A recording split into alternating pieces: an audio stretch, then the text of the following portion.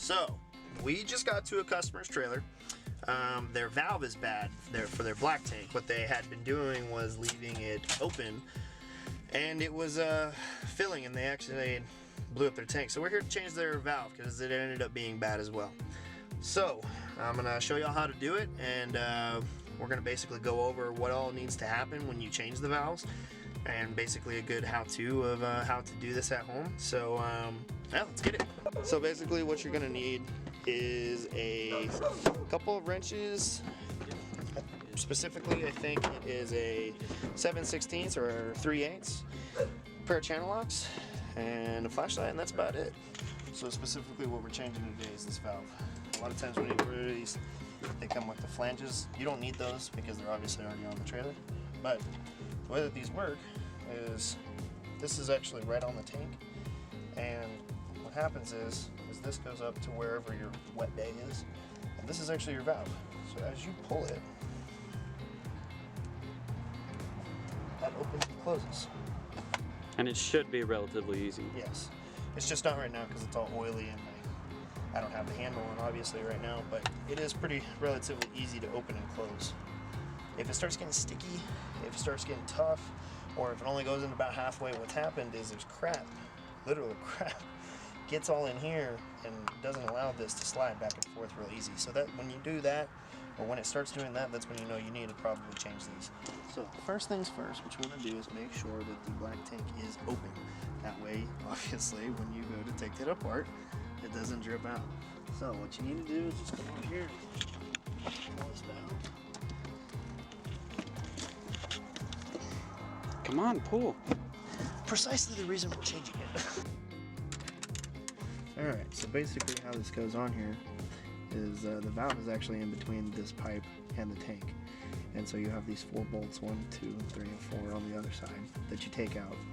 And that's basically the only way that this valve is on. So what you do is you pop these off, and then don't be surprised if you get drippage, because it's going to.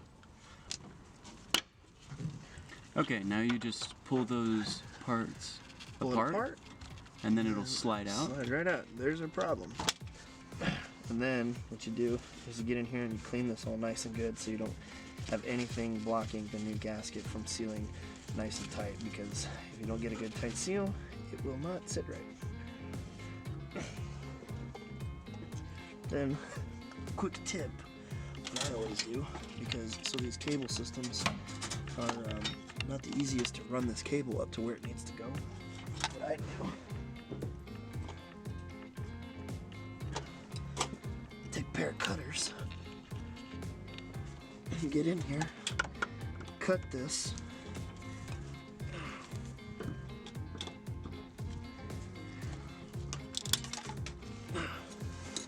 once you have it cut, you take the other end of the new and you run this in,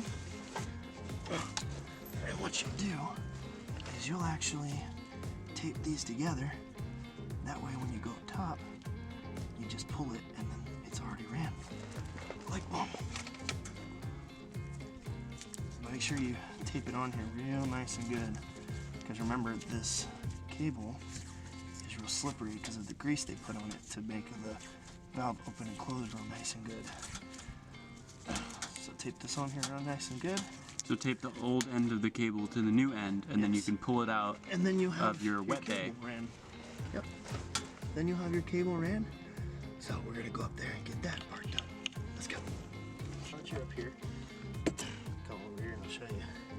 So on these valves, there's a nut on the front and there's a nut on the back, and that's what holds this in place. So you always want to take the nut off the back. It's just unscrews. Sometimes it can be a little tight, sometimes it won't. It just depends on how old it is and how much, stuff is in here, like the water and stuff. Once those two nuts are loose, you can just pull it straight out. Yep. You just pull this, like I said. This is where that duct taping, the old wire and new wire comes.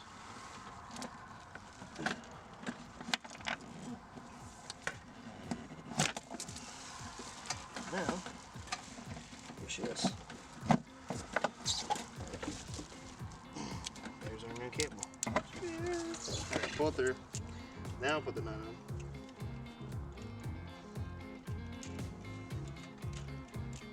You want to pull it around so you can put the nut on it, because it'll be at the back of that white, and then you can push the wire through. Backside.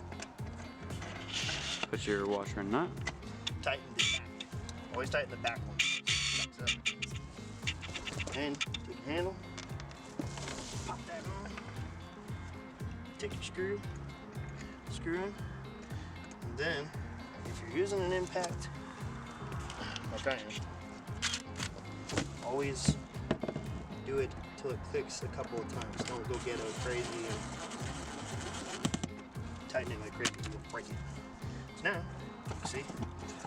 Now you can open and close your valve. Nice and good. Nice and easy. Cool. Let's go get it out. Alright, now we're back under. Alright. So now that you're down back under here, you're going to have these two O-rings, just like so. And they sit in this groove of this valve, and you put it just like this, okay? And you have to make sure that these are in here perfect. Because a lot of times what people do is they'll get in a rush, or because it's nasty, they'll like try to not look or see. These things will get in here crooked, and that water will drip past here, and then it will be dripping underneath. You don't want that. So you want this flat and a good seal. So what we're gonna do is we're gonna slide this bad boy in here.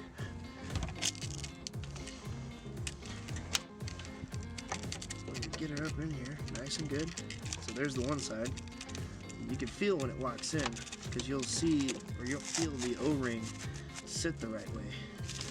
And you kind of have to have 4 arms to do this, but once you get this thing on here, it'll be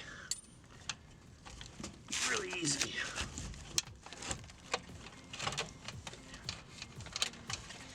There we go. That was our problem. So we got both of these on here, nice and good. And you can do it either way. You can have it on the valve, or you can have it on the pipe. Either way you go about it, as long as those seals are on there tight and secure.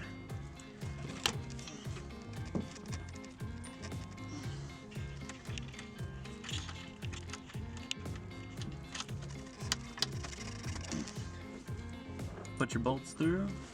And then you're good to go. Now, one thing you don't want to do, and trust me, I am a tool crazed guy. I love tools. I love power tools. I love everything about them. But if there's one thing I can say not to do at this job, is do not tighten these bolts with a drill. Get you a wrench and do it like a quarter turn. It doesn't have to be crazy just tight. Hand tight. Just hand tight, because you just want those rubber seals to sit there properly and nice. And a lot of times, especially with this Bristol valve, because the way that the valve holes are, these little bolt holes, is, see how it has this ear, how it's kind of round around the edge? With a drill, you'll actually break those, and then you're going to be in a lot more of a headache, because then you're going to have to change this, and then possibly the valve, just depending on how bad you broke it. But trust me, I have seen people break them so bad, and a lot of times it just makes the job that much harder. Just take these, tighten them with your hand, and then take your wrench, about a half a turn. That's all you need, just to get it tight on here. That's the other one. Where'd that 3/8 or that other ratchet go? Oh, here it is.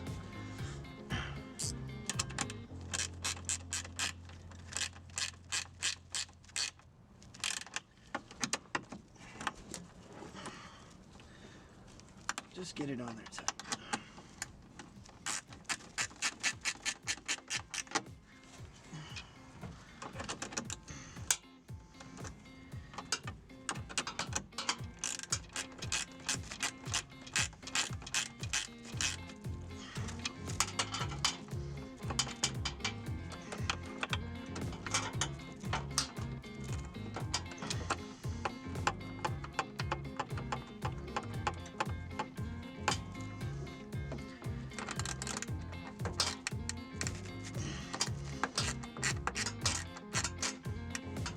then once you get them all tight that way, then just come back and just hold it with the pliers and just get one real good turn on it.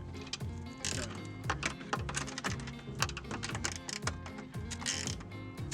Done. Done.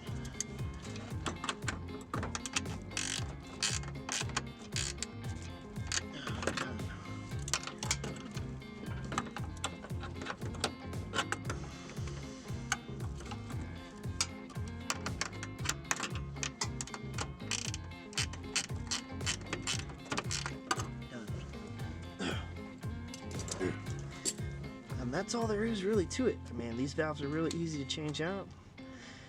Just make sure the seals are fine and they're flat and they're a good seal.